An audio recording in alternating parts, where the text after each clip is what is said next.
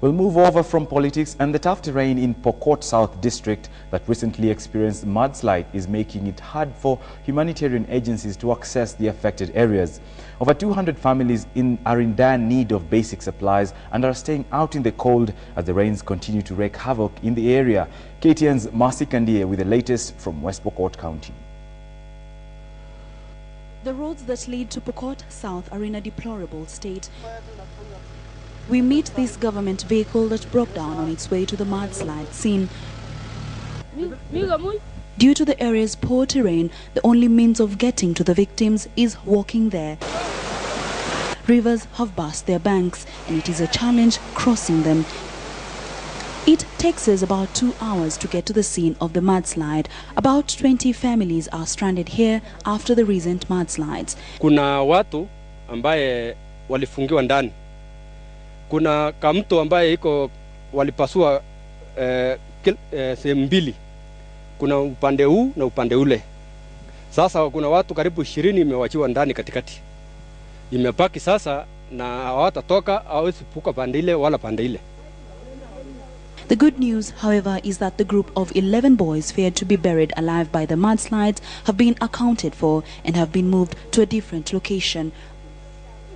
But that is the only good news. At Kaipawis Primary School, families are yet to receive any help from the government. Many have moved here fearing for their lives as the mudslides continue to hit the area. Tukasikia, ikatoka huko juu, sijui 3 kilometers hapa ngapi.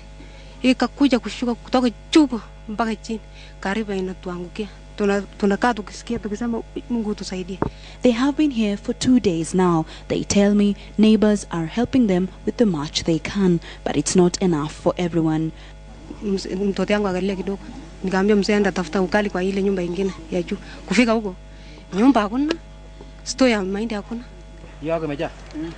The Kenya Red Cross, who are here to assess the situation, say delivering aid will be a tough task.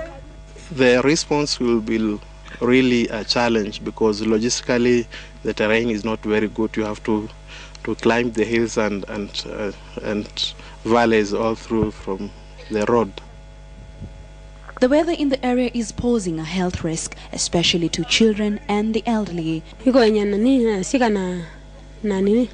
Na malaria, na pneumonia. Usually the children in the camps, the pregnant women, and looking at the infectious diseases, malaria and such, we be looking at providing the blankets, mosquito nets.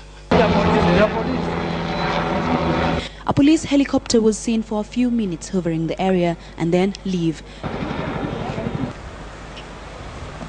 The grounds continue to shift, but many others continue to live in dangerous spots of the valley.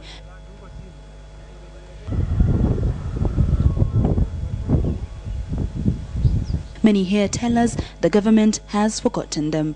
The mudslides left 3 dead. One father tells us he is yet to locate the body of his son who was swept away by the waters.